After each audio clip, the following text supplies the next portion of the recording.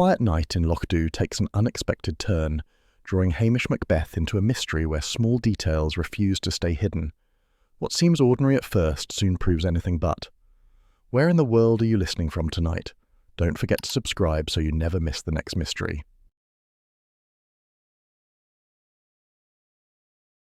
The morning mist lay so thick over Lochdu that Hamish Macbeth felt as though he were walking inside a damp wool blanket.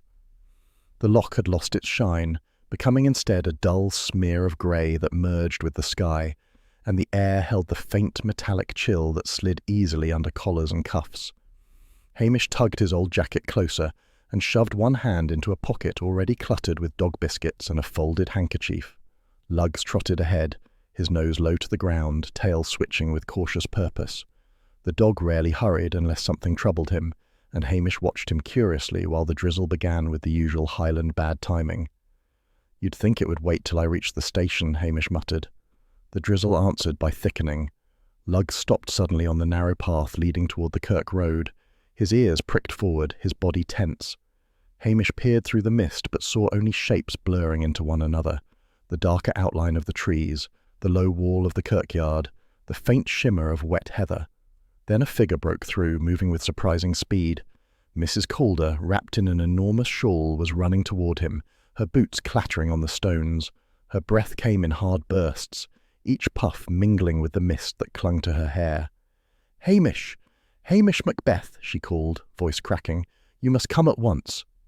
He straightened, feeling that familiar sinking sensation that began every time a villager appeared breathless at dawn. "What is it now, Mrs. Calder?" "It's murder," she declared, "or near enough." Hamish blinked. "At this hour?" "It's my neighbour's hen," she cried, grabbing his sleeve. "The fierce wee beast that terrorizes everything. It's gone missing, vanished in the night, and someone's left strange footprints all round the coop. There's a scrap of tartan stuck on the fence. A sign of wickedness, Hamish. A warning."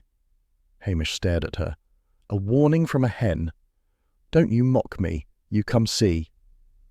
Luggs, who had lived through many such village excitements, gave Hamish a look that said plainly he doubted this was worth the trouble.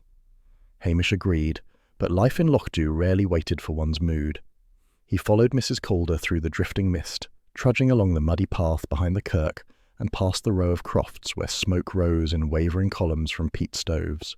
The smell of peat soot, warm and comforting, mingled with the sharper scent of wet wool as villagers stepped out of their doors to watch them pass. By the time they reached the coop behind the neighbouring croft, 3 curious onlookers had already gathered. Mrs. Brown, who delighted in reporting calamities only half true, nodded solemnly when Hamish approached. "I told her it was a sign," she said. "Lantern light near the woods last night. I saw it myself." "You see lantern light most nights," Hamish said gently. "Usually your own reflection in the window." Mrs. Brown sniffed but did not argue. Hamish knelt beside the coop. The door hung open, its latch twisted awkwardly. Feathers lay in a narrow trail leading away from the yard, but instead of the scattered mess a fox would leave, these feathers seemed placed almost carefully, lying in a straight, deliberate line towards the shadowy fringe of the woods. Luggs sniffed along the trail, growling low when he reached the first tree. Hamish rubbed his chin. "Odd," he murmured. "Foxes don't tidy up after themselves." Mrs. Calder flapped her hands. "There. You see, it's no natural. It's wicked." "It's something," Hamish allowed, but whether wicked or simply foolish was not yet clear. Before he could investigate further, Mrs. Fraser hurried down the path toward them, shawl pulled tight against the drizzle. "Hamish, have you heard? Mr. Patel says there's been talk of poachers about, and a tourist with a shifty stare. They say he's been asking strange questions." "Who's they?" Hamish asked. "Everyone," she replied airily, meaning no one in particular. It was not even mid-morning, yet Lochdu's rumour engine had already stoked itself into a full, satisfied hum. Hamish felt a familiar resignation settle in his chest. A missing hen was hardly cause for alarm, but in a village where grudges aged like whiskey and tempers simmered beneath layers of politeness, even the smallest mystery could ignite days of gossip. He walked the perimeter of the coop again, crouching to inspect the footprints Mrs. Calder had mentioned. The prints appeared muddled, partly washed by drizzle, but not quite as large as a man's, too big to be a child's. The tartan scrap clinging to the wire fence fluttered whenever the drizzle eased. Hamish touched it lightly. It was damp and frayed at the edges, as though torn by accident rather than design. He said, which in Hamish Macbeth's vocabulary might as well have been a 5-minute speech. Is it a clue? Mrs. Brown asked eagerly. It's something, Hamish repeated, weary already. He gathered the scrap and followed the feather trail a short distance into the woods. The trees loomed dark and dripping, their trunks glistening like wet stone. Mist curled between their gaps, softening edges and swallowing sound. Lugg stood rigid at Hamish's side, staring into a thicket with an intensity that made Hamish pause. He listened but heard nothing beyond the faint rattle of branches shifting in the breeze. Probably a stray dog, Hamish said, though without conviction. The villagers trailed behind, whispering loudly to one another. Hamish turned back. All right, that's enough. Go on home. I'll look into it. Will you find it? Mrs. Calder asked, eyes bright with worry. I'll try, he said. It was the safest promise to make. He trudged back toward the station, reins settling more firmly now.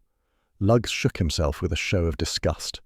When they reached the station door, Hamish lit the peat fire quickly, shivering a little as the warmth crept into the small, cluttered room. The drizzle had settled into a thin, persistent fall by the time Hamish Macbeth trudged back toward the Calder's Croft. The earlier mist had thickened into a damp grey veil that blurred the hills and softened the outlines of the stone walls, making every shape appear slightly uncertain. His coat was already soaked through at the shoulders, and his hair clung in dark red strands beneath the old cap he tugged lower against the weather. Lugg stayed close at his heel, occasionally shaking droplets from his fur with a put-upon sigh that matched Hamish's own mood. A missing hen should not demand a morning's work, Hamish thought, yet the trail of neat feathers, the strange footprints, and the villagers' excited whispers had begun building into the kind of mystery Lochdew adored. He had hoped the drizzle might wash away some of the fuss, but even rain could not douse a Highland village once gossip had taken hold. When he reached the croft again, Mrs. Calder was already waiting at the gate, arms crossed, chin lifted in an expression that mixed defiance, worry, and a touch of pride. Behind her stood Mrs. Brown, who appeared determined to serve as witness to whatever happened next. "You're back," Mrs. Calder said, "and about time too. It's worsening by the minute." "Nothing worsens that quickly," Hamish said mildly. "It's just a hen." "A hen with spirit," Mrs. Brown inserted, leaning forward as though she were about to reveal a secret society, "and one that didn't go missing on its own. I saw lantern light near the woods last night, bright as anything. Someone was up to no good." "You told me it was faint light," Mrs. Calder snapped. "Now it's bright." "It grew brighter," Mrs. Brown replied with dignity. "Light does that." Hamish rubbed the back of his neck. He knew too well that attempting logic with the two women would only prolong the argument. He knelt to examine the ground once more. The mud had grown softer in the steady drizzle, turning prints into smudges, but there remained just enough shape to confirm that someone had walked there recently. Not Mrs. Calder, whose boots bore a distinctive sole pattern, and not Mrs. Brown, whose steps tended to drag. These prints were firmer, as though belonging to someone with a confident stride. Lugg sniffed the area, ears twitching uneasily. Old Mr. Fraser emerged from his croft then, pulling a wool cap low as he shuffled over. His face, lined from years of sea winds, carried the vague expression of a man both curious and cautious. "Morning, Hamish," he said. "Bad business, this." "It's a hen, Mr. Fraser," Hamish replied. "Bad enough for the Calders, but not the end of the world." "Aye, but hens dinny scream," Fraser said gravely. "Last night I heard voices near the woods. Arguing, I'd say. Could have been that tourist fellow. He's been wandering about at odd hours." Mrs. Brown gasped, delighted. "Voices? I said so, didn't I? Wickedness." Fraser shrugged. "Mind you, could have been tourists looking for a shortcut. Folk get lost in the dark easy enough." Hamish nodded.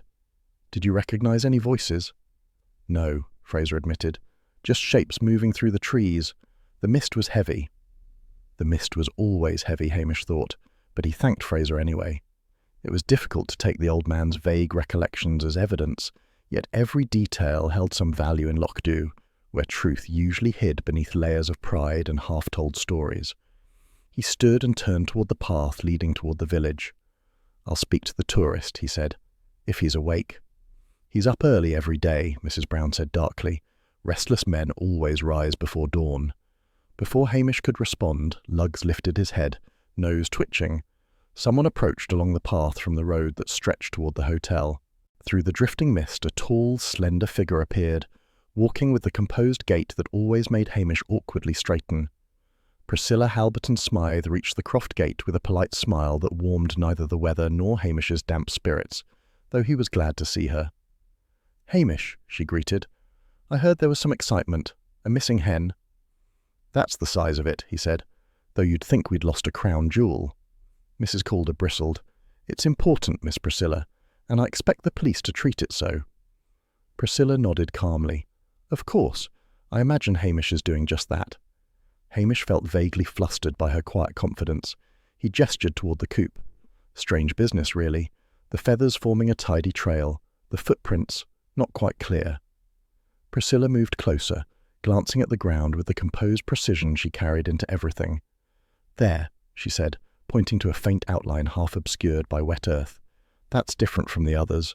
Larger than a woman's, yet not as large as Mr. Fraser's boot." Fraser shuffled his feet, embarrassed that his size had become part of the conversation. Hamish crouched beside the print, studying it with new appreciation. He had overlooked it earlier in the confusion. He felt a flicker of respect for Priscilla's steady eye. "Good catch," he murmured. "Aye, that's something." She gave a small smile. "It all feels rather village, doesn't it? Though I suppose even hens can drag one into a mystery." He met her gaze briefly. There was warmth there, but restrained as always. A quiet acknowledgement of the strange connection between them, one that lived constantly in the gaps of words they never said. Then she nodded, as though stepping back into a world where feelings must remain folded away. "I'll let you get back to it. Good luck, Hamish." He watched her leave, the mist swallowing her form, the distance between their worlds as steady as ever. Returning to the station proved difficult. The Croft path had turned to mud, clinging thickly to his boots.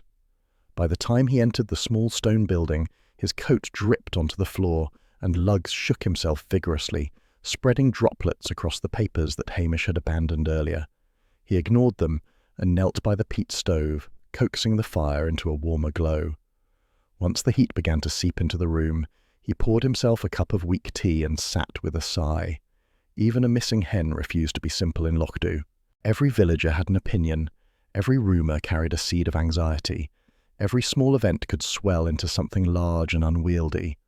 Luggs curled beside him, gazing up with a reproachful expression that suggested they ought to have stayed home altogether. Hamish reached down to scratch behind the dog's ears. "Aye, lad, I know, but folk expect answers." He had just lifted his tea when the phone rang, its shrill cry cutting through the quiet. He set the mug down, dread prickling faintly. Calls at such hours rarely delivered anything good. "Macbeth," he said. Patel's voice came through, strained. "Hamish, you'd better get up to the old forestry track. Someone found a body, face down, and, well, there are chicken feathers about him." Hamish blinked. "Feathers?" "Aye, like someone scattered them. You'd better hurry." Hamish hung up slowly. He looked at Luggs, who was already on his feet, ears raised, sensing the shift in mood. "Come on then," Hamish said. "Looks like the hens led us into deeper trouble." The drizzle had thickened into steady rain as they stepped outside, the road glistening with thin streams of water that trickled into ditches.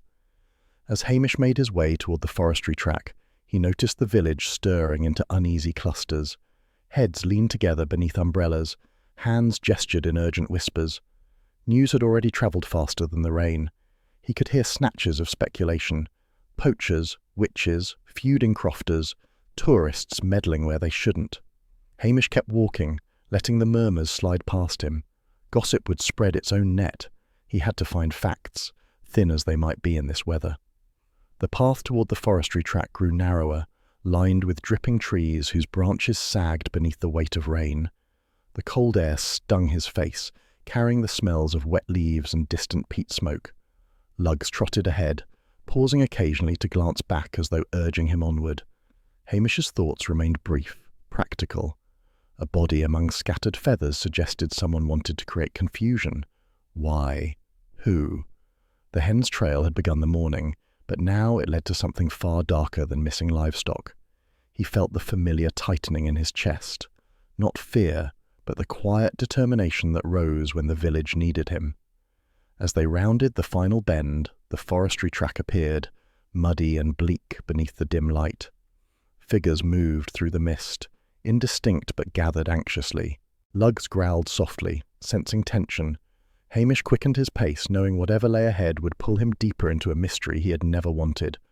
Fog rolled heavy through the pines, wrapping the forestry track in a stillness that felt older than the village itself. Hamish Macbeth stepped carefully over the slick mud, his long frame bent slightly forward as he peered through the pale shroud. Lugs moved ahead in short, tense bursts, stopping every few feet to sniff the air and glance back at Hamish as if urging him to hurry. The scent of damp needles, cold soil, and something faintly metallic drifted along the narrow path. Hamish had followed many lonely trails in his life, but this one felt particularly watchful. The body lay just beyond a fallen branch, half hidden in a shallow dip where rainwater had gathered. Geoffrey Mallory, a middle-aged tourist with a thinning head of hair and a face weathered by more worry than years, lay face down, arms crooked awkwardly beneath him. A scattering of brown and white hen feathers circled the body, each one placed with an unsettling tidiness that made Hamish's skin prickle. Lugs stood rigid, ears flat, a low rumble building in his chest. Hamish crouched beside the man. No blood, no torn clothing, no signs of a struggle. The rain had softened the ground around the body, but not enough to hide the curious indentation just beside Mallory's right knee, as though he had knelt or been forced to kneel before collapsing. Hamish's eyes narrowed. The forest held its breath. Even the drizzle seemed to hush. He examined the pockets gently, empty, save for a damp receipt from Patel's shop. Mallory had bought tea and matches the previous afternoon. Simple items, harmless. The man's watch hung loosely at his wrist, cracked clean through the glass as though struck by something, or perhaps broken in a fall. Hamish tilted his head. Odd, he murmured. Lugs answered with a soft whine. Footsteps squelched through the mud behind him. "I happened to be nearby," Mrs. Brown declared, emerging through the fog with the triumph of someone proving her own prophecy. Her coat was buttoned crookedly, her hair escaping its pins in wiry curls. "I knew trouble was brewing. Lantern light last night, and now this. Terrible business." "You're not supposed to be here," Hamish said quietly. "Well, I'm here now." She leaned forward shamelessly, peering over his shoulder. "Poor soul. And feathers, Hamish. That's witchery if ever I saw it." And before he could answer, the minister arrived, panting slightly, though trying to hide it. "I too, happened to be nearby," he said, smoothing his scarf with trembling fingers. "Terrible tragedy. The man attended Kirk only last week. Seemed polite, a touch inquisitive, perhaps." "Inquisitive is never good," Mrs. Brown muttered. Young Callum joined them last, boots coated in mud, breathing hard. "I just came to see if you needed a hand, Hamish." But the lad's darting eyes revealed more curiosity than concern. "Is it true he's dead? Really dead?" "He's not having a nap," Mrs. Brown snapped. Hamish stood, brushing pine needles from his knees. Each of the three villagers launched into overlapping explanations of why they were wandering the forestry track at dawn. Within minutes, their stories contradicted each other so wildly that Hamish stopped trying to follow them. Mrs. Brown claimed she heard a scream. The minister insisted there had been no scream at all, only disturbance in the spirit. Young Callum maintained he saw a shadowy figure, though he changed its height twice. Gossip, like fog, thickened until all clarity vanished. The sound of heavy boots stomping through wet pine needles interrupted the rising babble. A harsh voice followed. "Out of the way, Macbeth! You've made a mess of things already." Detective Chief Inspector Blair burst into view, red-faced, breath hot with impatience.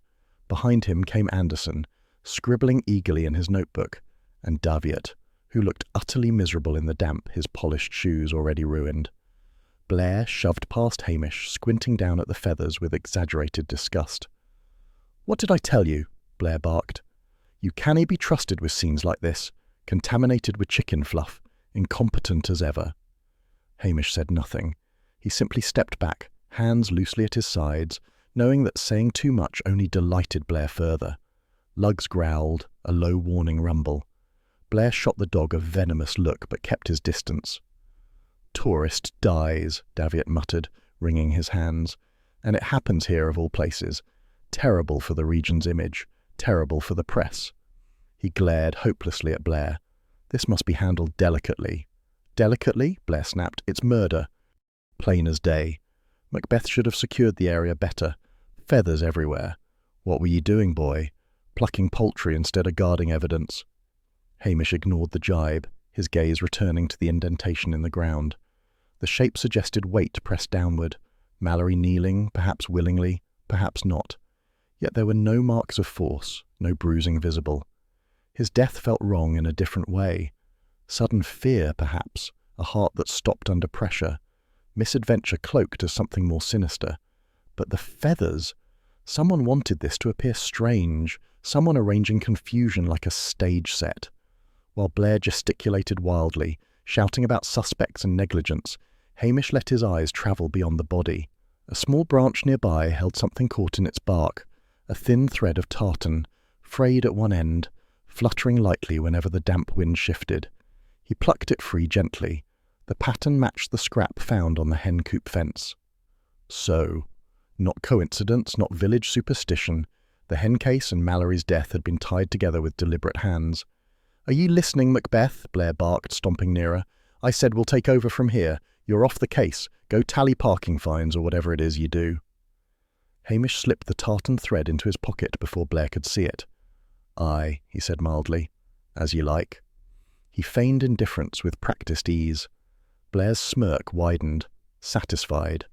Anderson scribbled harder, as if documenting victory. Daviot wandered off, muttering about scandal and weather.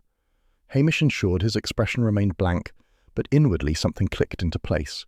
He felt the faint stirrings of that quiet intuition he trusted more than any official instruction. The feathers, the hen, the tourists' odd questions in the days before, everything tugged toward a single tangled knot.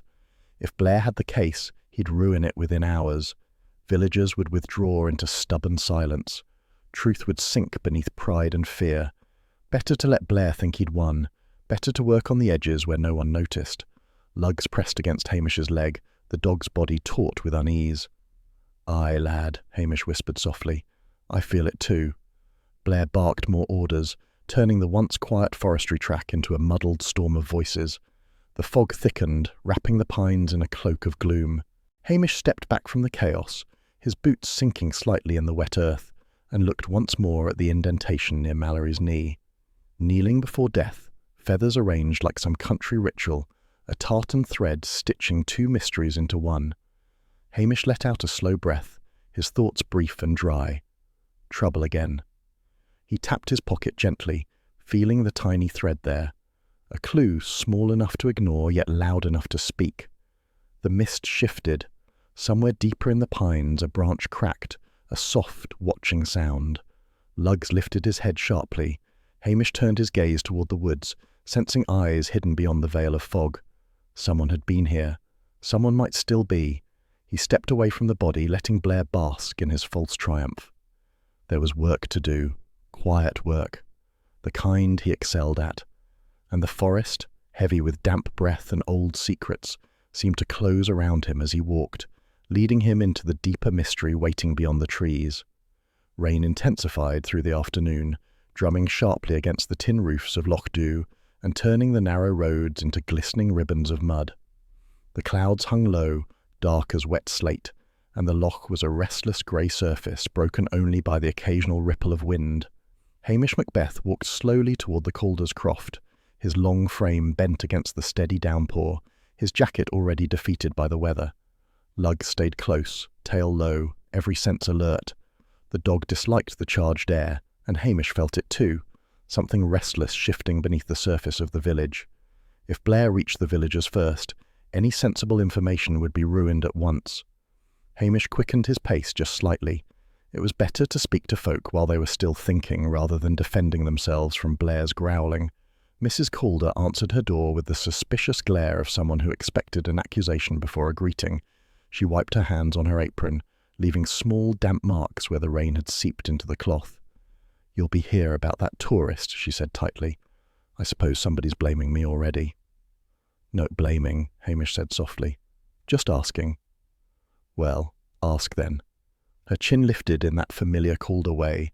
unyielding, sharp-edged pride that had grown over generations like the stone walls surrounding their land. Hamish stepped inside, noting the scent of peat smoke mingling with wet wool.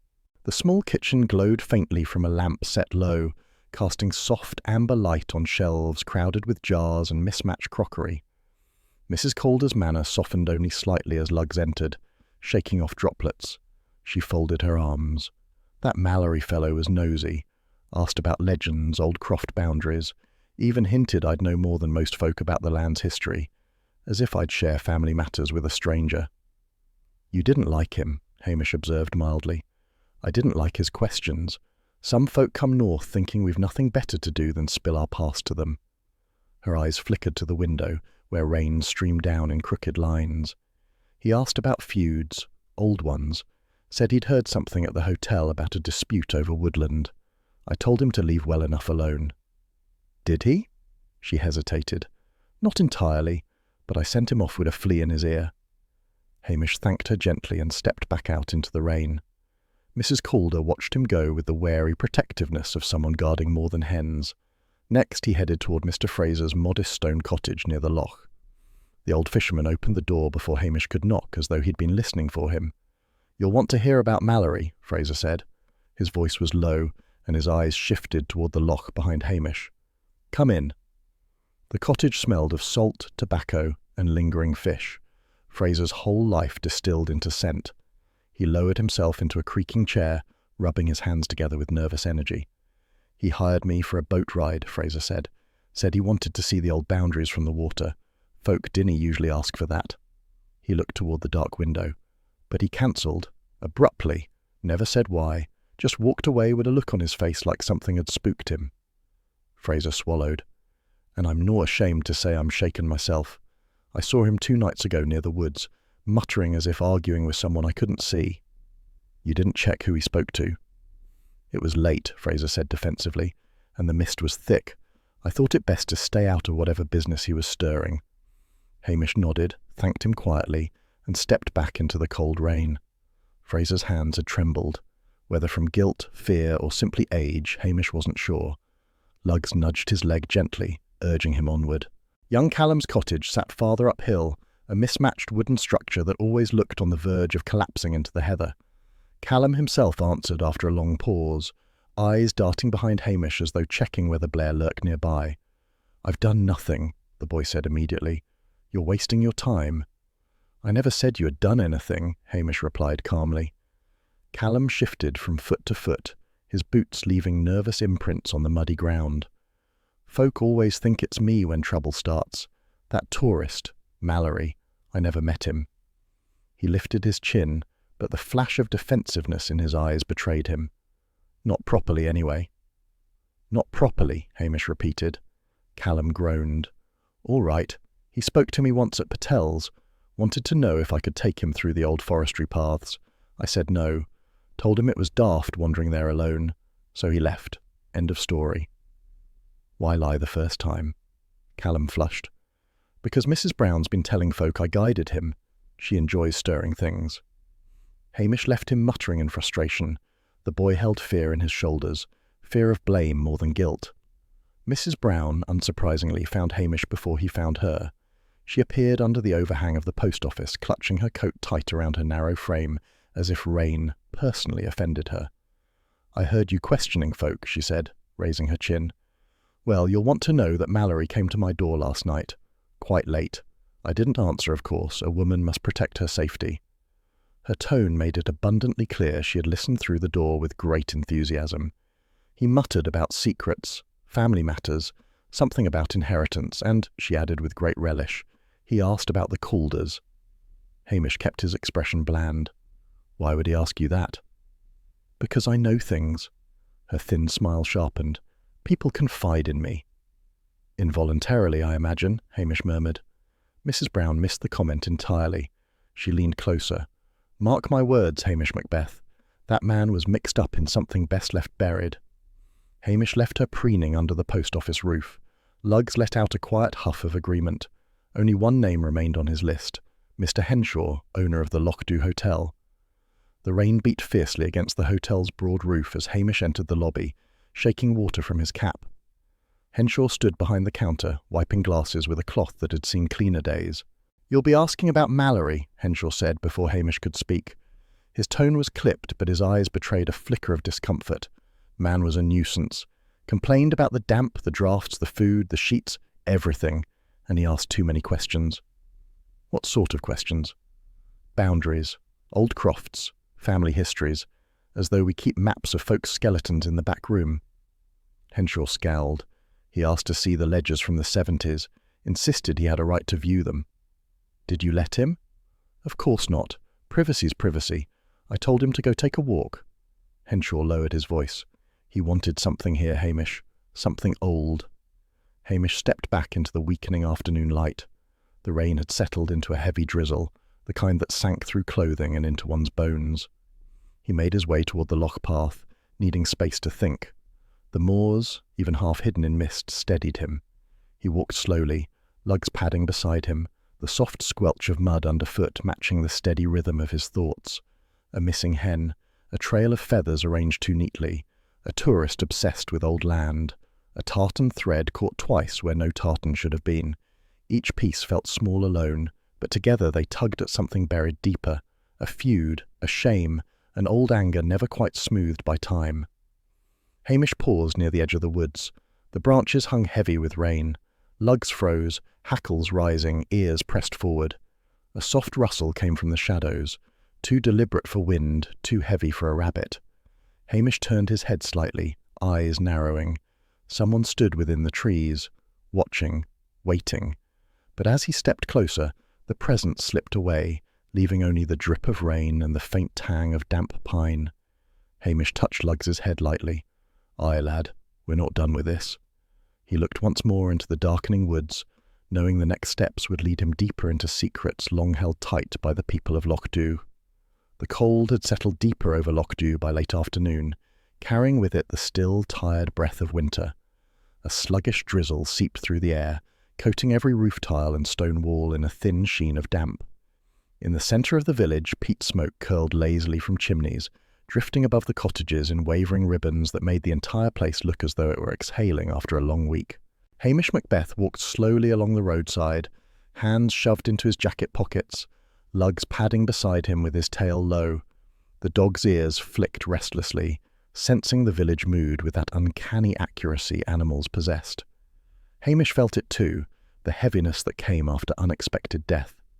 It wrapped around Loch Dew much like the smoke, settling into corners and shadowed doorways. The villagers tried to go about their business, but their glances were sharper, their conversations shorter.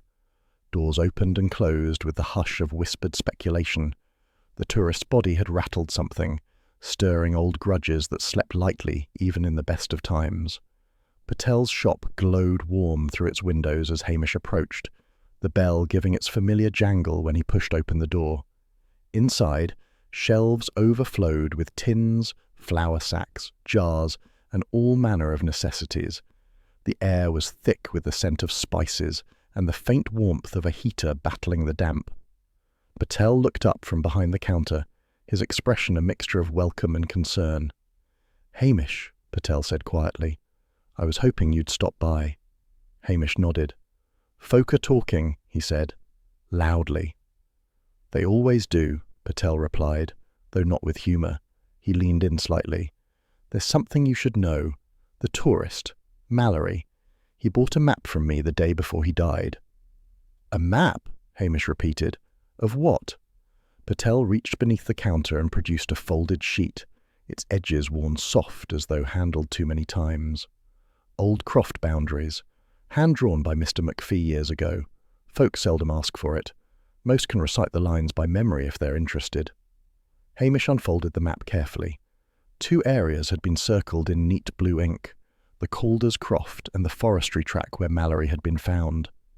Hamish traced the circles with one finger, his brow lowering. "Did Mallory say why he wanted this?" "No," Patel said softly. "He only asked if I had anything older, something with names. I told him the Kirk records would be the place for that." Hamish folded the map again with quiet precision. Lugg sat by his feet, watching both men intently, head tilted slightly. "You didn't mention this to Blair?" Hamish asked. Patel scoffed under his breath. "I'm not a fool." Hamish gave a faint smile. "Thank you." He left the shop with the map tucked safely inside his jacket. Outside, the drizzle had thickened into a steady fall, and the sky grew darker, the day fading early as winter days tended to do. The loch shimmered faintly beyond the houses, a wide grey mirror reflecting only clouds. By the time he reached the station, his coat was heavy with damp. Inside, he lit the peat fire and coaxed it to life until the familiar warmth crept into the room. Lugs curled instantly near the hearth, stretching out with a contented sigh. Hamish sat at the small table, unwrapped the map again, and filled his battered mug with weak tea. He studied the circles, trying to imagine Mallory's line of thought. Some tourists liked stories about ghosts or lost clans or legendary feuds, but Mallory's interest had felt different, more pointed. While he considered, slow footsteps approached outside. The door opened gently, and Priscilla Halberton Smythe stepped inside, brushing off her coat. "I hope I'm not intruding," she said lightly. Hamish stood a little too quickly. No intrusion at all. She gave him a faint smile, the kind that carried warmth beneath its restraint. The lamplight caught her fair hair, still damp from her walk, and softened the calm lines of her face. "I heard you were back and wondered if there'd been progress." Hamish gestured to the chair opposite him. "Some, maybe." Priscilla sat gracefully, her posture straight without seeming rigid. She glanced at the map he had laid out. "Is that what the poor man bought?" "Aye," Hamish said. "He circled 2 places, the Calder Croft and the forestry track. Do you think it means anything?" Priscilla studied it thoughtfully, her fingers resting lightly on the table. "It might," she said. "Some tourists enjoy chasing old stories, but others, they come searching for family. Genealogy is quite fashionable these days." Hamish blinked. "Family?" "Perhaps he was tracing someone," Priscilla said gently. "A relative, a rumour he wanted to confirm." Hamish leaned back in his chair, his expression thoughtful. "I hadn't thought of that." Her eyes softened. "You rush to blame yourself for every detail you miss. It's part of your charm, I suppose." Hamish felt his cheeks warm slightly. "Charm's a strong word." She smiled, small and private. "Well, part of your nature, then." Before he could reply, the phone rang harshly, shrill as a gull in distress. Hamish reached for it. "Macbeth." A breathless voice rushed through the line. "Hamish, it's Mrs. Fraser. The hen's been spotted, near the old Kirk ruins." "It's definitely hers, I swear it." Hamish closed his eyes briefly. "Right, I'll come." When he hung up, Priscilla lifted an eyebrow. "The hen again?" "Aye," he muttered. "The thing's determined to outlive us all." Priscilla rose, tying her coat. "I'll leave you to it. Good luck catching her." Hamish gathered his jacket with a sigh. "Luck's all I've got." He stepped back into the damp night, lugs bounding ahead. The cold felt sharper now, threading through his clothes. The Kirk ruins sat at the far edge of Loch Dhu, where broken stones and lichen-covered walls stood as stubborn reminders of centuries past. The drizzle thickened as Hamish approached, turning the path slick beneath his boots. The hen appeared as a blur of movement near a tumble of fallen stones. It strutted with the arrogance of a creature well aware of its worth, and its infuriating elusiveness. The moment Hamish got close, it darted away, feathers ruffling smugly. "Oh, come on," he muttered, lunging and missing by a full foot. Lugs barked once, as though cheering for the hen. Hamish followed its path, irritation cooling into curiosity. Something in the hen's movement didn't match panic. It followed a clear direction, heading deeper into the ruins. When he reached the far wall, half collapsed and slick with moss, he saw the bird pecking near a patch of disturbed earth. Hamish knelt, brushing aside wet leaves. His fingers struck metal. He unearthed a small tin, its lid rusted and its sides dented with age. When he pried it open, old letters lay inside, tied with a frayed piece of string. He untied it carefully, aware of how brittle the paper felt. The writing had faded, but names remained legible. Calder, repeatedly, and another name that tightened Hamish's chest. Mallory. Lugs nudged his elbow gently, sensing the shift in mood. "Family," Hamish murmured. "Secrets." The drizzle hissed against the stones. In the quiet, the hen gave a satisfied cluck, as though vindicated. Hamish tucked the letters carefully into his jacket. Old grudges, old shame, and a missing hen clever enough to lead him straight to them.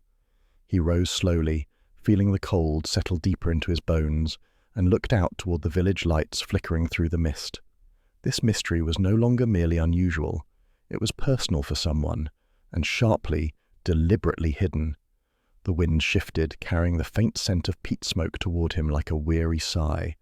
Hamish touched Lugs's head. "We've work to do, lad." Morning crept over Loch Dew in a pale, sullen hush, the kind of morning that arrived without enthusiasm. The sky sagged low, heavy with unspoken weather, and thin snowflakes drifted in hesitant spirals before dissolving on the damp earth. Nothing lay fully frozen yet, but the cold held itself close, pressing in around cottages and creeping beneath doors. Inside the police station, Hamish Macbeth sat by the small black stove, warming his hands while the fire crackled and hissed in quiet protest against the raw air. The letters he had found near the Kirk ruins lay spread across the table, their brittle edges curling as though resisting the light. The ink had faded into wavering strokes, but the names still stood clear enough: Calder, McInnes, and, woven like a thorn, Mallory. They spoke of old disagreements over land boundaries, whispered accusations about inheritance, and one particularly stark sentence suggesting the existence of an illegitimate child folded silently into the Calder line. Generations of pride and silence lived inside those creased pages. Lugg sat at Hamish's feet, gaze lifted toward him in steady, watchful concern. The dog's head rested on his paws, but every few breaths he shifted, sensing the weight that had settled over his master. Hamish reached down absently to scratch behind one ear. "Aye, lad," he murmured. "Folk hold on to their secrets a long time." Outside, the faint crunch of early snow reached his ears.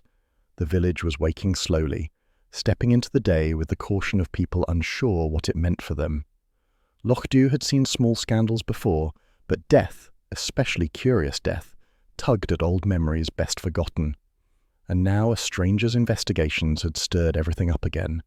Hamish folded the letters carefully and placed them back into the tin. He shrugged into his jacket, grabbed his cap, and headed out with Lugs trotting behind. Mrs. Calder's croft sat on the rise, its stone walls beading with melting snow. Smoke curled from her chimney, drifting into the grey. She opened the door before Hamish could knock, her face stiff, her posture rigid as though she'd been bracing herself for him. "I've nothing more to say," she began sharply.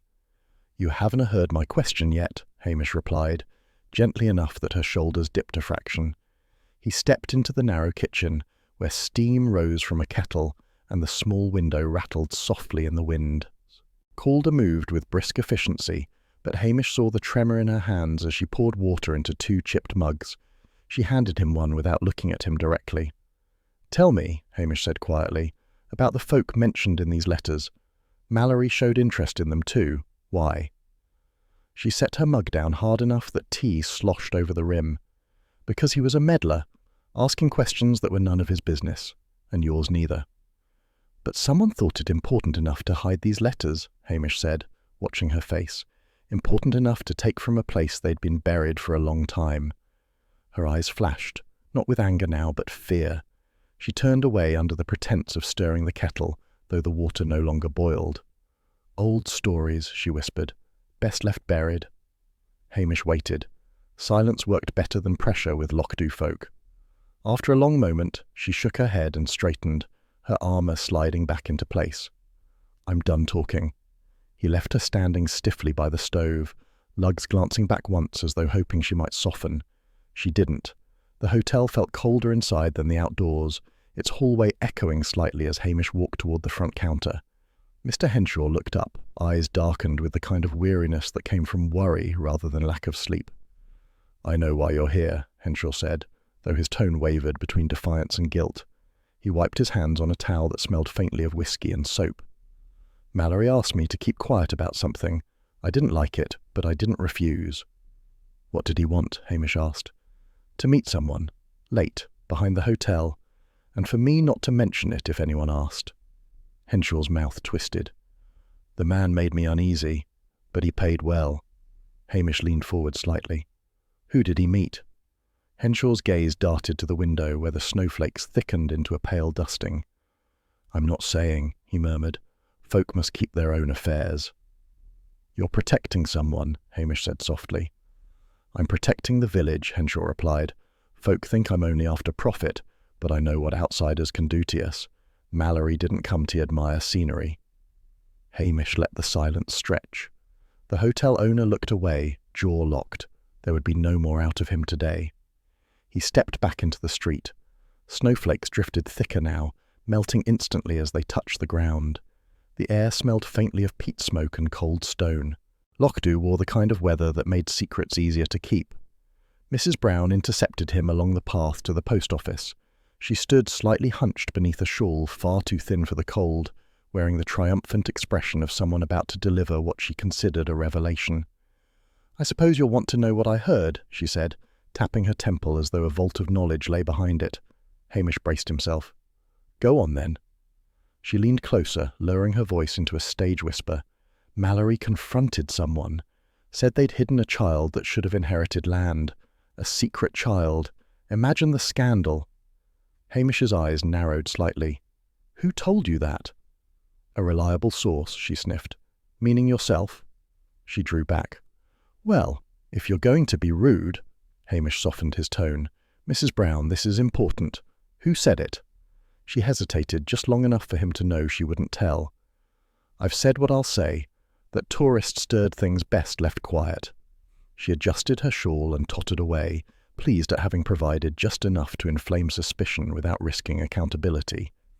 Hamish resumed walking, Lugs trotting beside him, ears flicking with each gust of cold air. The loch lay ahead, its surface dark and flat, reflecting the steel-grey sky. He followed the familiar path along the water, the soft squelch of mud beneath his boots sinking with the steady rhythm of falling snow. He reached the small wooden jetty, its planks creaking beneath him. The village sat behind him now in a quiet cluster of roofs and chimneys, softened by the drifting flakes. Out here, the world felt muted, just the loch, the snow, the faint cry of a gull riding the wind. Hamish drew the tin of letters from his pocket. He opened it once more, letting the cold air brush over the fragile pages.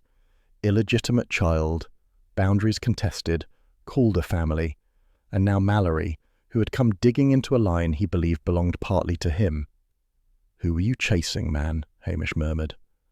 Lugs pricked his ears sharply, staring toward the edge of the woods. A rustle followed, soft but deliberate. Hamish turned, scanning the dimming light. Someone moved within the trees, just a fractional shift of shadow against shadow, but he felt the weight of their gaze. "Watching," Hamish whispered. The dog growled low in his throat.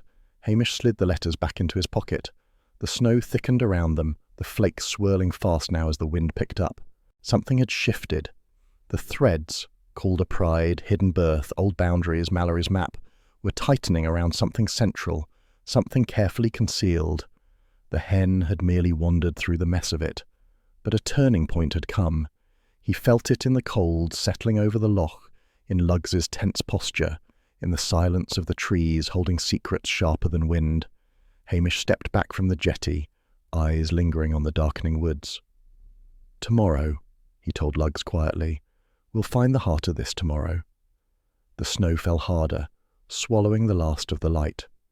A small snowstorm crept over Lochdew in the early morning hours, drifting in from the hills with the quiet determination of weather that had no interest in being mild. Snowflakes swirled against the loch surface, melting into silver ripples, while the rooftops gathered a thin crust of white that made the village look older and softer than it ever admitted to being. Hamish Macbeth trudged along the road with Lugs beside him, boots crunching over the slush that hid patches of stubborn mud beneath. Every so often he glanced at the sky, at the vague glow where daylight should have been. Snow never came at a convenient time, but today it felt like another small mischief layered atop a heap of others. The phone lines had gone unreliable overnight, distant crackles, half words swallowed by static. Hamish suspected the incoming calls were less important than the callers imagined, yet snow always stirred anxiety amongst those who feared isolation, and Lochdew had its fair share of worriers. Lugs moved tensely, snout lifting at each gust of wind, as if the storm carried secrets with it. But it wasn't the weather that soon had the village in commotion. It was the hen. Hamish spotted it near Patel's shop, a familiar blur of brown and white feathers sprinting proudly down the main road, dodging footprints and pecking defiantly at anything in its path. It clucked with the air of a prizefighter returning from a victorious journey and seemed entirely aware of the attention it commanded. "Oh, for heaven's sake," Hamish muttered. Patel stood frozen in his doorway, clutching a crate of tinned soup. "Hamish! The thing barged right past me, knocked over a display." Mrs. Fraser chased after the bird, red-faced and breathless. "Catch it, Hamish! Catch the wee menace!" Hamish lunged. The hen darted sideways with surprising grace, skidded beneath a bench, and emerged on the other side with an indignant flap of wings. Lugs barked once, then twice, as though urging Hamish to put more effort into the matter. Hamish tried again, another lunge, another miss. The hen seemed to toy with him, pausing just long enough to give him hope before scurrying out of reach. Villagers gathered in delight. Mrs. Brown, arms folded, sniffed. "Honestly, Hamish Macbeth, you'd think after all these years you could at least outsmart poultry." Hamish gave a controlled smile and resisted the urge to reply. The hen raced around Patel's display of potatoes, then darted toward the road. He made one final, undignified grab. His fingers brushed feathers. The bird hopped neatly aside. Luggs sat and looked away, embarrassed for both of them.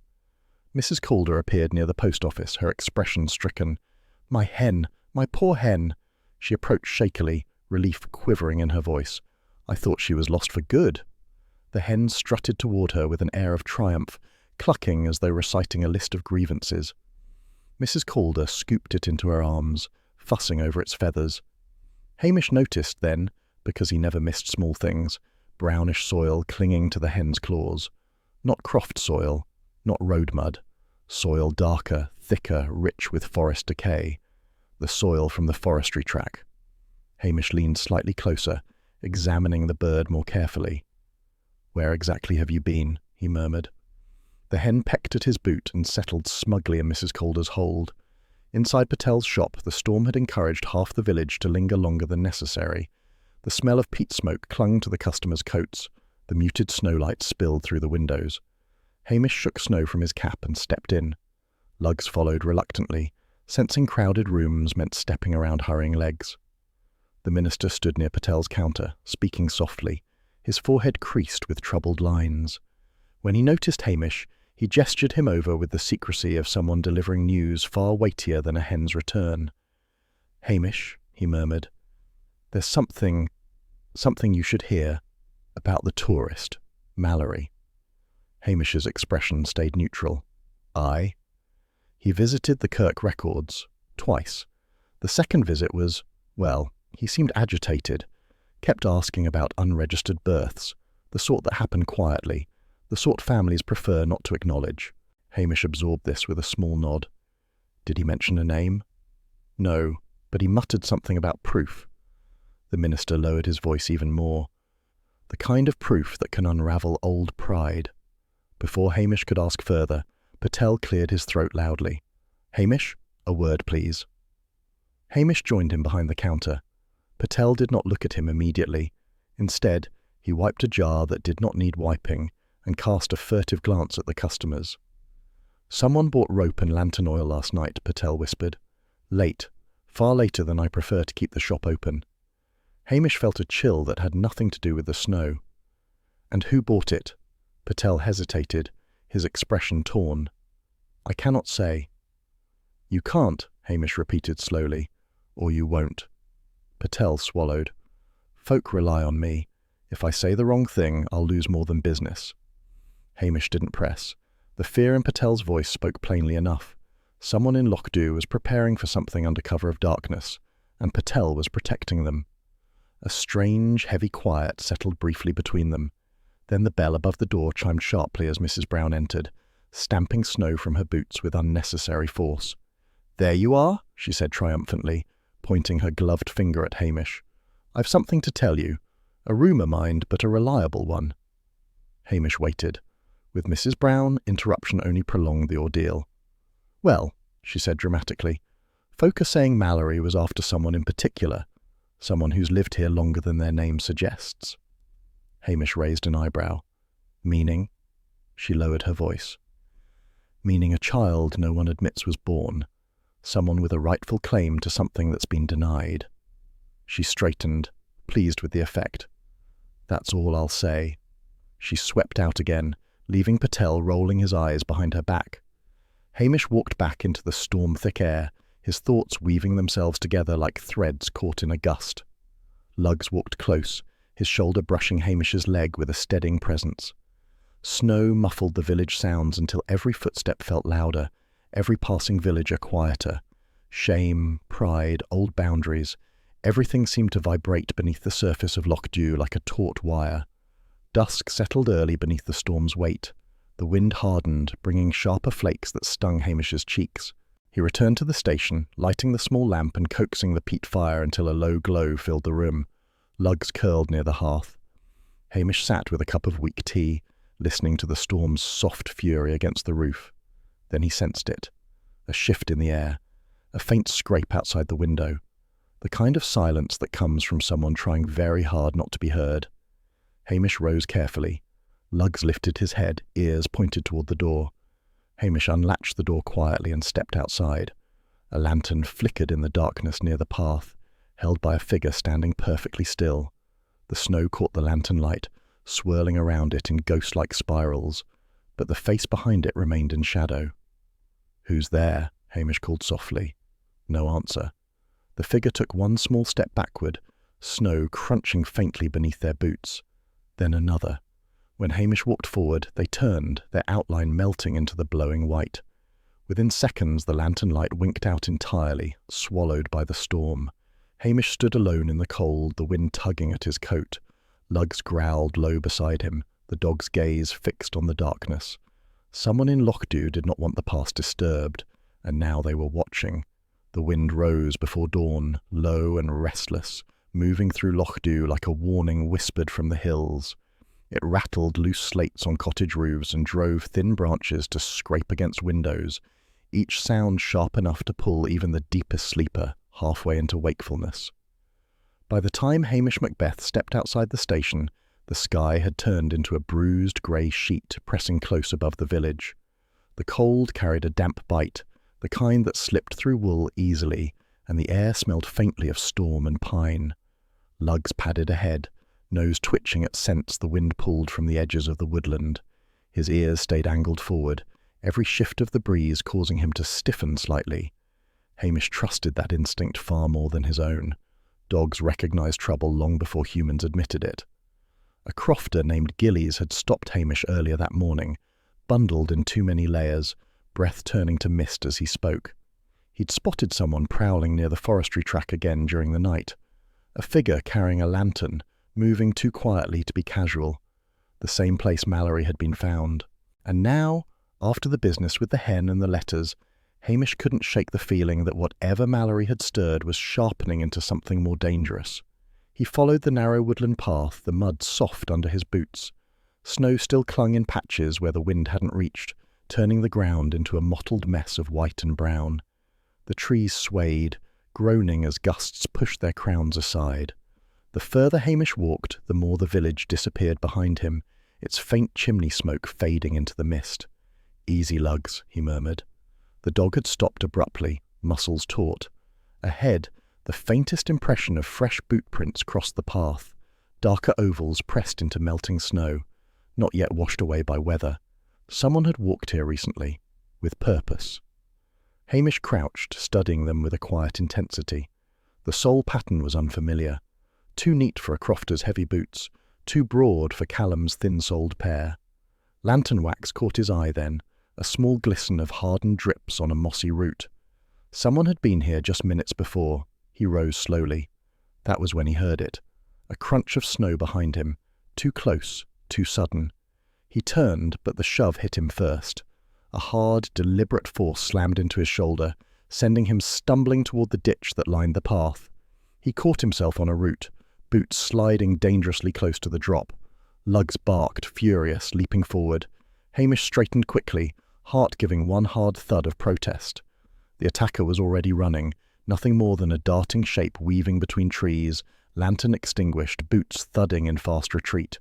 Hamish lunged after them, but they moved with desperate agility, vanishing deeper into the shadows before he could give chase. Not an attempt to kill him. No, that shove had been controlled. It had been a warning. He let out a long breath into the cold air. "They're getting bold, lad," he murmured to Luggs, who continued growling softly, tail low and rigid. Hamish rubbed his shoulder, already feeling the bruise forming beneath his jacket. The wind howled through the branches overhead, carrying the attacker's footsteps away until the forest returned to uneasy silence. He turned back toward the village, aware of the cold settling sharply into every muscle.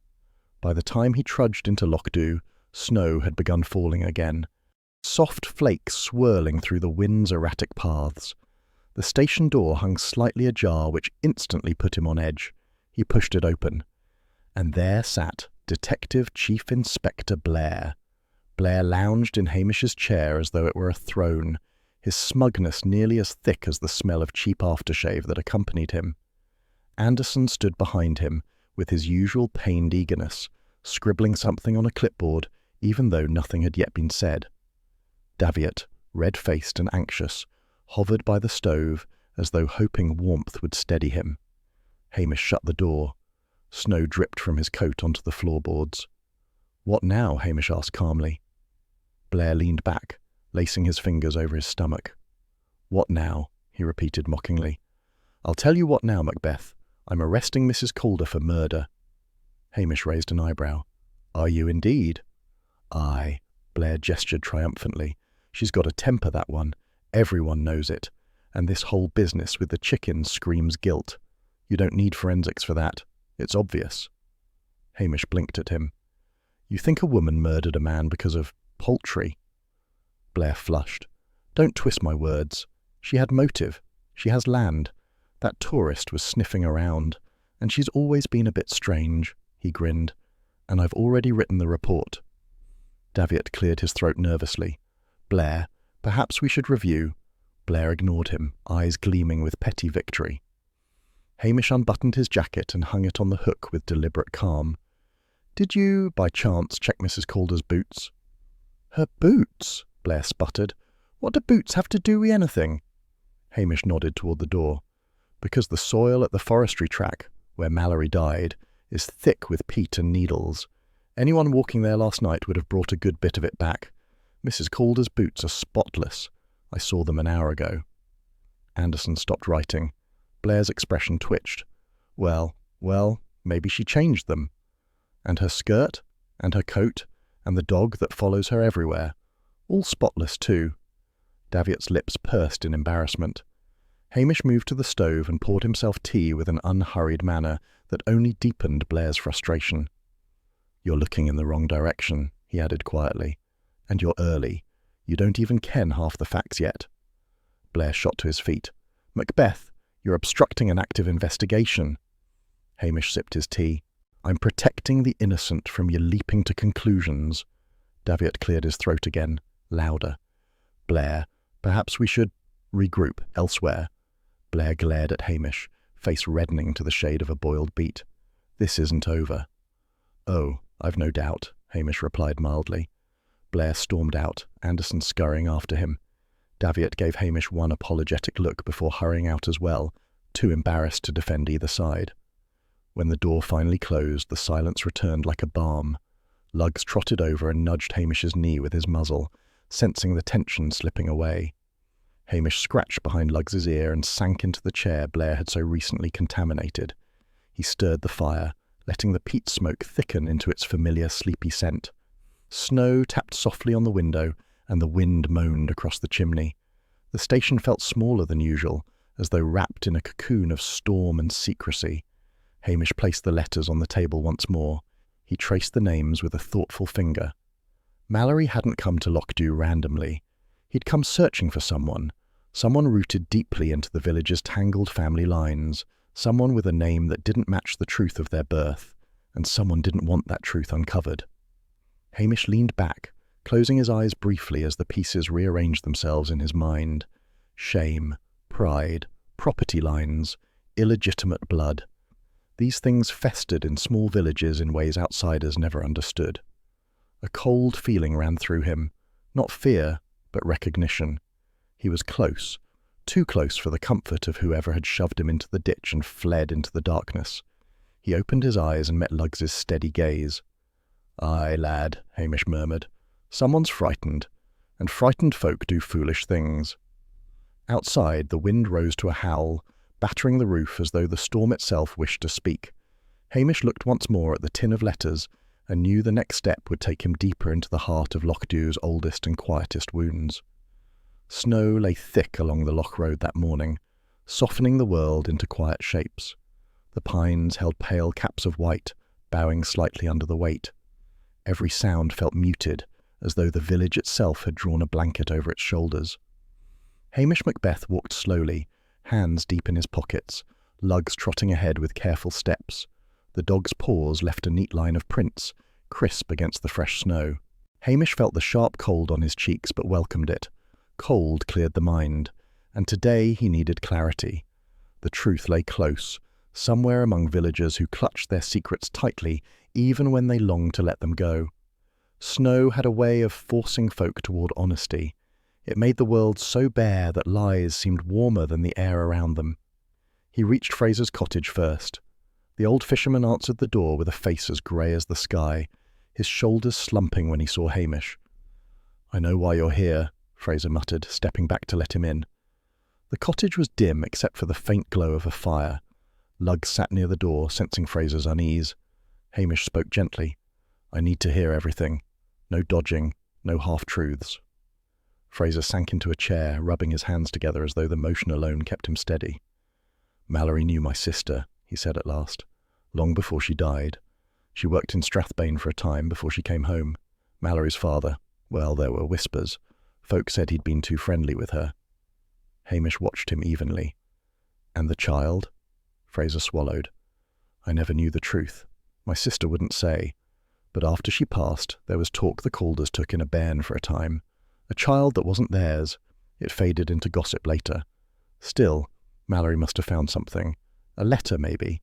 Something that made him believe he was tied to that child. And if that bairn was raised here—" He looked up, eyes shining with old shame. "It would disgrace my sister if it came out now." "So you feared the truth," Hamish said softly. "Aye, but I never touched Mallory. I swear it. I didn't harm him." Hamish believed him. Fraser's fear was old and worn. It lacked the sharpness of someone hiding violence. He left the cottage with Fraser staring into the fire, the weight of memory bending his shoulders. Snow swirled lightly as Hamish walked toward the post office, where Mrs. Brown was pretending not to watch for him through the window. When he entered, she stiffened with the pride of someone about to deliver her version of honesty. "I suppose you've heard by now," she said dramatically. "I met with Mallory, late at night." Hamish folded his arms. "Go on."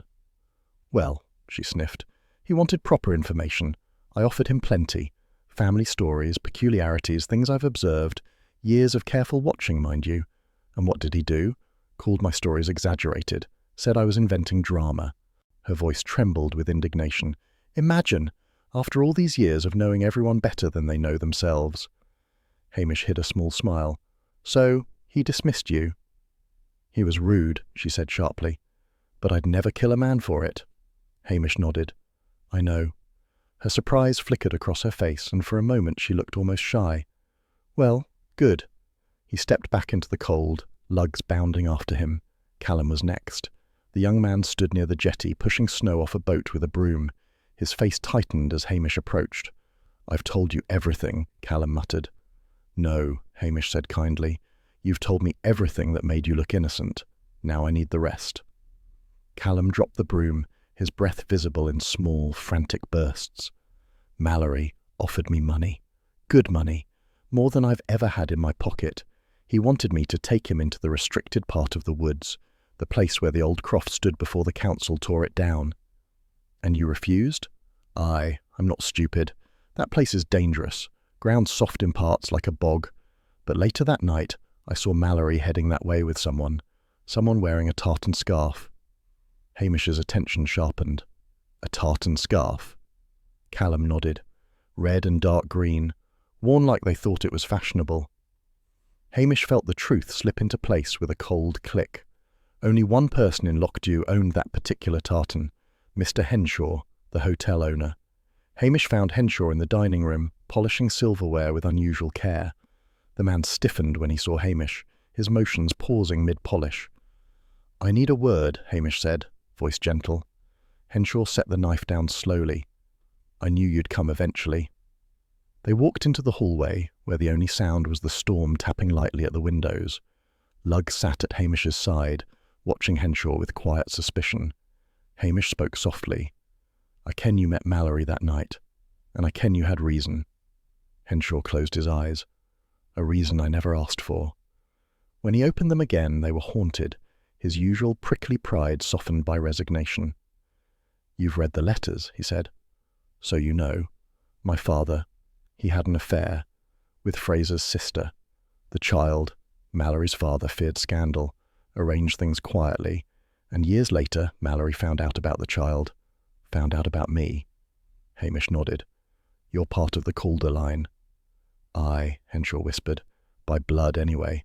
I grew up believing none of this. Then Mallory arrives, waving his papers, claiming the right to land that's never been his, threatening Taisu, saying he'd expose everything. So you met him in the woods. I wanted to talk sense into him, Henshaw said desperately.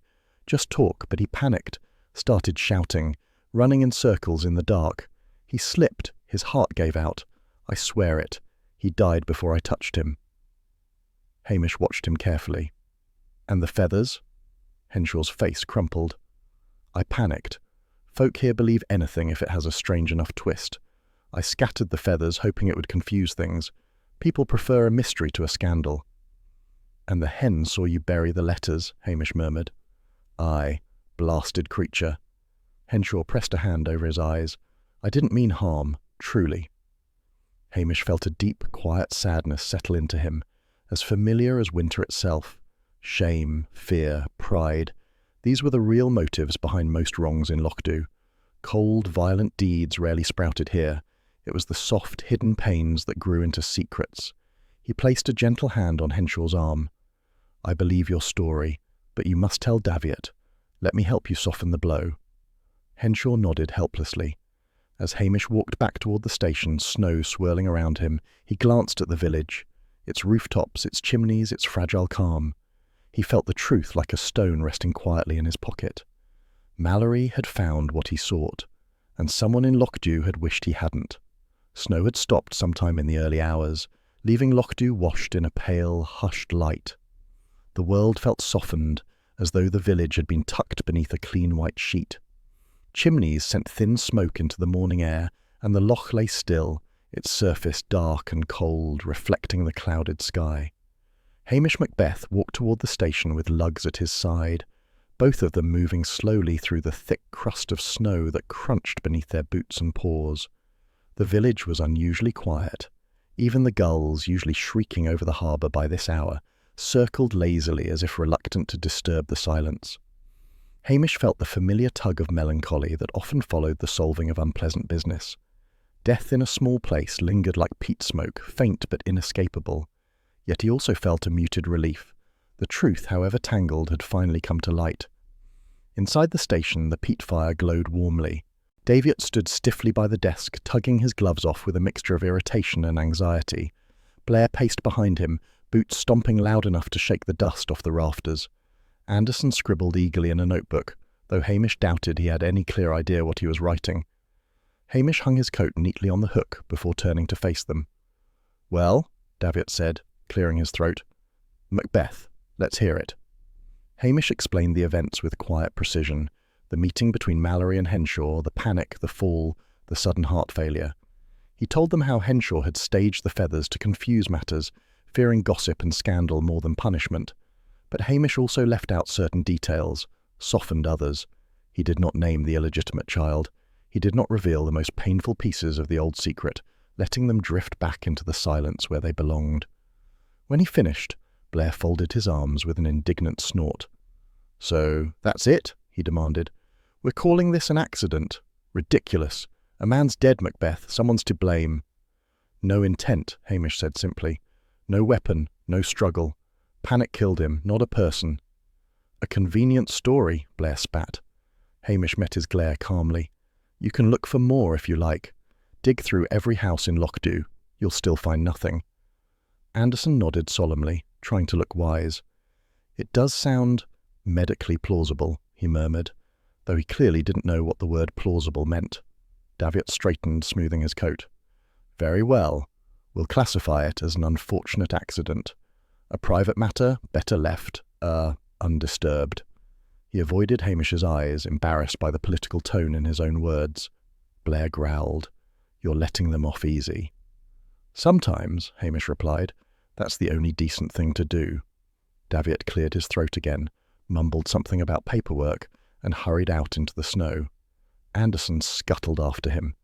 Blair remained behind a moment longer, glaring as though he hoped his anger alone might rewrite the facts. This isn't over, Blair hissed. Hamish gave a small, weary smile. For Lockdew it is. Blair stormed out, slamming the door so hard that snow drifted loose from the roof outside. Silence filled the station again, warm and familiar. Lugs padded over, leaning against Hamish's knee with a soft huff. Hamish stroked his head, grateful for the dog's steady presence. Later in the morning, Hamish walked through the village, checking on those whose lives had been tangled in the truth. Mrs. Calder stood outside her croft, brushing snow from the steps with rigid dignity. Her shoulders were tight, but her chin angled high. I suppose you'll be thinking less of me, she said without looking up. I never have, Hamish replied gently. She paused. Her eyes glistened briefly before she returned to her sweeping. Family's complicated, Macbeth. Folk think they ken everything, but they don't. Aye, Hamish said softly. I know. Further down the path, Mr. Fraser stood by the loch, staring out over the dark water. Snowflakes clung to his hat. Hamish stepped up beside him. They watched the loch in silence for a long while before Fraser wiped roughly at his eye. Thank you, he murmured, for not telling all of it. Hamish nodded. Some truths are not meant for shouting. Fraser gave a broken laugh. Aye, my sister had enough sorrow in life. No need for more in death. Hamish placed a light hand on the man's shoulder before walking on. The villagers seemed to move with cautious gratitude, each protecting one another through small gestures. An extra loaf left at a doorstep, a fire built for someone who struggled, a nod exchanged over old grievances quietly put aside. In small places, pride could be fierce, but kindness lingered too. By midday, the sky had begun to brighten. The snow eased into a gentle drizzle, dripping from the eaves and turning the paths to slush. Hamish returned to the station, stamping the wet from his boots. Priscilla arrived not long after, slipping into the room with her usual composed grace. She smelled faintly of cold air and lavender soap. I heard the matter is concluded, she said. Hamish nodded, keeping his expression neutral. As gently as could be managed. She stepped closer, her gloved hands clasped lightly in front of her. You did well, Hamish. You always do, despite how difficult these things can be. He shrugged, looking toward the fire. Folk deserve care, even when they've made mistakes. Priscilla's eyes softened. It's what I admire about you. Hamish felt a warmth unrelated to the fire flicker through him, though he kept his expression still. Thank you, he said quietly. For a moment neither spoke. The space between them filled with a gentle, aching familiarity, affection that never quite found a place to rest. She looked at him with that restrained tenderness he knew too well, something both comforting and unbearably distant. I should go, she murmured, her voice warm but polite. Aye. She offered him a small smile before stepping out into the thinning snow. Hamish stood there a long while, letting the quiet settle around him. The peat crackled, lugs sighed and stretched across the rug. Then, outside the window, movement caught Hamish's eye. The hen strutted past, chest puffed, tail high, leaving a perfectly arrogant line of prints in the slush. It paused at the station door, pecked once at the wood as though demanding recognition, then marched on proudly. Hamish groaned. One day, I'll arrest that blasted bird. Lugs wagged his tail slowly, unconvinced. Hamish sat down by the fire, rubbing Lugs's ear as snow melted quietly from the roof. The village was exhaling, a long, relieved breath after days of tension. The truth, bruised though it was, had found its place. The secrets, old and aching, had settled back into silence, and Lochdew, stubborn and loyal as ever, had chosen to protect its own. Hamish gazed into the fire, letting the warmth wash over him. Outside, the last flakes drifted lazily through the air, melting as they touched the ground. Tomorrow would bring its own troubles. But for now, There was peace. Winter settled differently over Lochdew once the excitement of a mystery faded. The village had a way of absorbing drama, turning it into something soft-edged and half-remembered, like footprints slowly disappearing under drifting snow. By the next morning, the storm clouds had thinned into pale streaks across the sky, and a hesitant winter sun cast a weak glow over the frozen earth. The loch, dark and unmoving, reflected the light with a tired dignity. Hamish Macbeth walked the familiar path beside the water, his breath rising in faint plumes. Lugs trotted ahead, nose lowered to each patch of snow, tail giving the occasional uncertain wag. There were no midges, of course, but Lugs snapped half-heartedly at the air as though trying to summon memories of summer irritations. Hamish smiled faintly at the dog's persistence.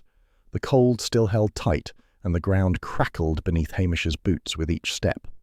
It felt like a morning meant for thinking, no noise but the gentle creak of the jetty and the distant flap of a gull's wings.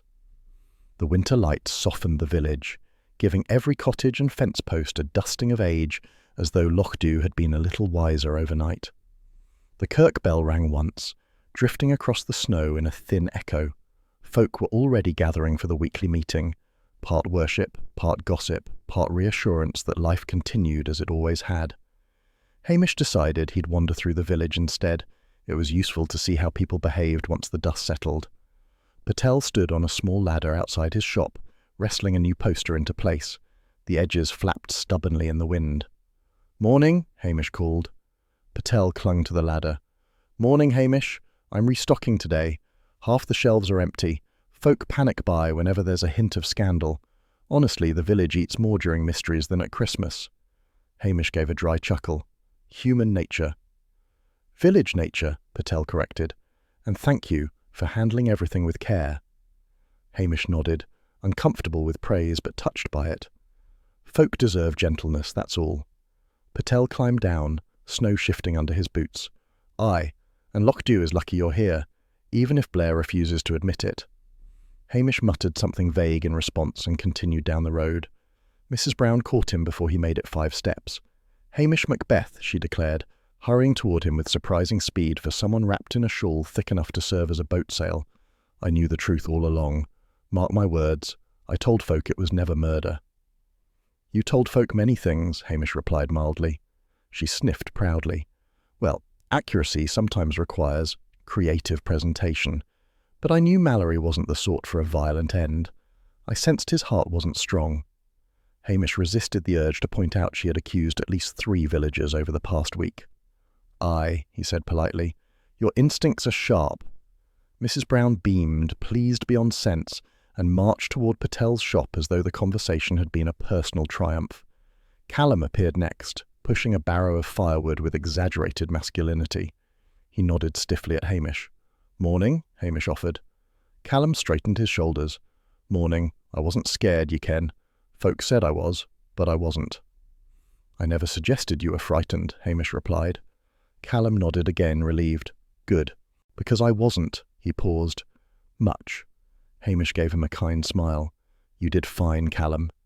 The young man's face brightened as though he had been knighted. Hamish continued on, feeling the soft pulse of village life returning to its usual rhythm. Even gossip had taken on a gentler, almost sentimental tone, an instinct folk shared after coming too close to uncomfortable truths. Outside the hotel, Mr. Henshaw shoveled snow from the stone steps. His movements were slower than usual, careful. He looked up when Hamish approached, eyes tired but steady. "You all right?" Hamish asked quietly. "As well as I can be," Henshaw replied, leaning on the shovel. "Davitt said I'm not facing charges, just a formal warning and a long, unpleasant conversation about responsibility." Hamish nodded. "You'll weather it. Folk are harder on themselves than on each other, half the time." Henshaw exhaled a shaky breath. "I never meant harm, truly." "I know," Hamish said. "Secrets twist folk, make them do foolish things, but you told the truth in the end, and that counts for something." A faint smile tugged at Henshaw's mouth. "Thank you, Hamish, for not letting Blair drag everything through the mud." Hamish shrugged. "Blair drags enough on his own." That earned a genuine laugh. Brief, fragile, but real. As Hamish walked away, he felt a pang of sympathy lingering like smoke in his chest. Shame was a heavy thing. Even when shared, it settled deep. The day remained cold, but light seeped slowly through thinning clouds, turning the snow into a luminous sheet across the fields. Hamish headed back toward the loch path, enjoying the crunch of each step.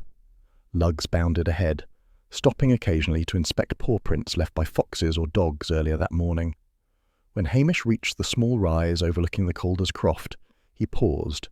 Mrs. Calder stood beside her fence, her stiff posture softened by relief. She was watching her hen, returned now to the coop as though it had never caused any bother at all. The creature pecked calmly at the frosted ground, occasionally fluffing its feathers with a self-satisfied air. Hamish approached slowly. "Good to see she's home." Mrs. Calder gave a curt nod. "Aye," came strutting back as though she'd been on holiday. Hamish smiled. "She's been through a bit." "We all have," she said quietly. Then, almost too softly to hear, "Thank you for treating our troubles kindly." Hamish bowed his head, touched by the rare vulnerability in her voice. "Folk do what they can." The hen clucked in the background, loudly, irrepressibly, as if demanding attention. Mrs. Calder rolled her eyes. "She thinks she solved the whole thing." "Maybe she did," Hamish said, "in her own way." Mrs. Calder snorted and returned to her chores. Hamish lingered a moment longer, watching the coop and the small plume of smoke curling from the croft chimney. Life always settled back into its grooves with surprising speed, just as snow filled footprints, smoothing over the past. He followed the path homeward. The loch shimmered a muted silver, calm except for small ripples stirred by the winter wind. The village looked peaceful now, each cottage tucked neatly under the grey-white blanket. Even the air smelled cleaner, as though the storm had washed away the tension along with the snow. Back at the station, Hamish lit the peat fire. Lugg settled on the rug with a contented sigh. The warm glow touched the walls, making the room feel smaller and safer. Hamish poured himself a cup of tea, weak as usual, and sat by the window, watching flakes drift lazily past. He thought about the past week, the messy truth, the fragile emotions, the stubborn pride woven through every conversation. Secrets never stayed buried for long. All it took was pressure, like frost on old stone, to crack even the hardest surfaces. But the village had endured. It always did. And despite everything, gossip, grudges, petty feuds, it protected its own with a fierce, unspoken loyalty that both baffled and comforted Hamish in equal measure. He sipped his tea.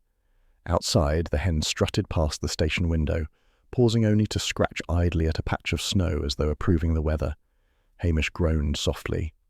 "One day," he told Luggs, "I'll arrest that bird." Luggs thumped his tail once, doubtful. Hamish smiled, leaning back in his chair as winter settled deeper over Lochdew, a place flawed and stubborn, but his all the same.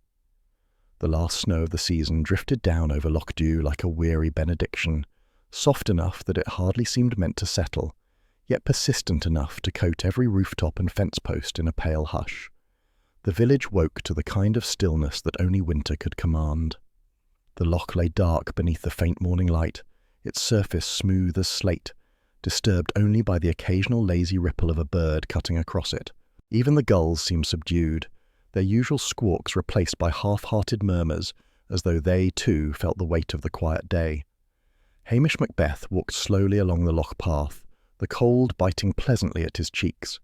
Luggs bounded ahead, stopping every few feet to sniff at some invisible clue in the snow.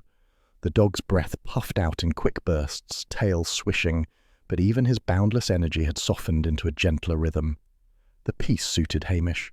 After days of tangled secrets, whispered grievances, and the steady thrum of shame beneath villagers' words, the silence felt like a balm. By midday, the village had settled into its familiar routines. Smoke rose from chimneys in thin, wavering lines. Mrs. Brown marched down the road with her shopping bag, determined to remind anyone who dared listen that she had known the truth from the very beginning. Callum trundled past on his bicycle, a little too casual to be truly casual, nodding stiffly to Hamish as though he had personally ensured the safety of the entire glen. Patel stood in his doorway with a broom, sweeping at snow that did not particularly need sweeping, but which offered him an excuse to keep an eye on the world. Hamish returned their greetings one by one, offering small smiles, a few remarks about the weather, and little else. There was nothing more to say. The case, messy, sad, more human than dramatic, was finished. The truth had come out as gently as possible, and Hamish intended to keep it that way. Folk had suffered enough without their private wounds being broadcast farther than necessary. By late afternoon the snow deepened, thickening the edges of the road and dusting the bare branches along the loch. Hamish made his way back to the station, boots crunching softly beneath him. A faint wind stirred, carrying with it a scent of peat smoke and distant pine. He paused by the jetty, watching how the water lapped quietly against the frozen wood. It struck him, not for the first time, how deeply this place held him.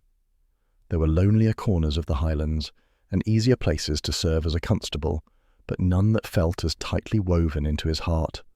Lugs barked lightly, urging him on. Hamish gave the dog's head a gentle pat and headed inside. The warmth of the small station greeted him with a sigh of settling peat fire. The room was untidy as always, papers shoved into piles that did nothing to hide their disorder, mugs scattered on the windowsill, a map of the village tacked crookedly to the wall. To anyone else the place might have looked neglected. To Hamish it was comfort. Lugs padded to his rug and curled up with practised contentment, nose resting on his paws. Hamish shrugged off his damp jacket and hung it by the stove. As he reached to adjust the kettle, his eyes caught on the envelope lying on the table. The handwriting, neat, elegant, unmistakably Priscilla's, stirred a faint tug in his chest. She had passed it to him earlier that morning on her way to the hotel, insisting it was nothing important, though her tone had held just enough softness to suggest otherwise.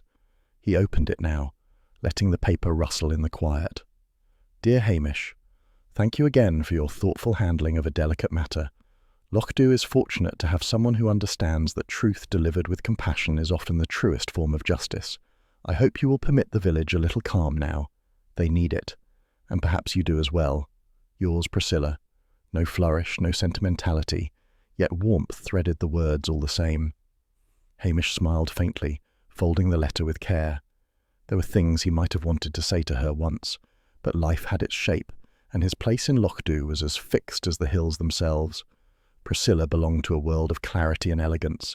He belonged to peat fires, dogs, gossip, and endless cups of weak tea. Affection could stretch across those differences, but not bridge them.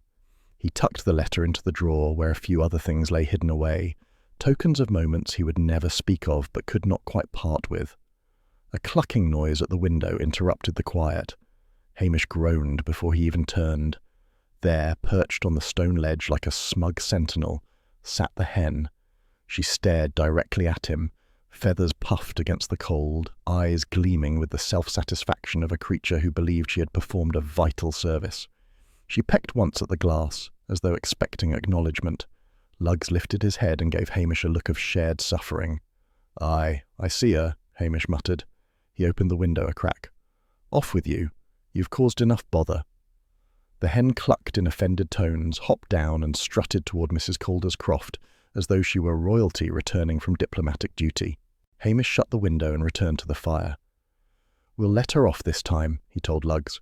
"But next time she leads me on a wild chase across the village, I swear well, I dinna ken what I'll do. Likely nothing." Lugs thumped his tail, unconvinced. Hamish settled into his chair, the fire casting a gentle glow across his features.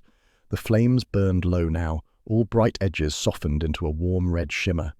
Shadows flickered along the walls, shifting like quiet memories. He rested his elbows on his knees, cup of tea in hand, and let the warmth seep into him. He thought of the Calders, proud, stubborn, bound by old pain. Of Mr. Fraser, who had stood by the loch with tears he was ashamed to shed. Of Henshaw, whose burden had driven him to foolishness rather than malice. Of villagers whose gossip masked fear, whose bravado hid tenderness, whose mistakes were never simple. Folk were complicated. That was the truth at the heart of nearly every case he handled. Not wickedness, not villainy, just the fragile, desperate ways people tried to protect their own hearts.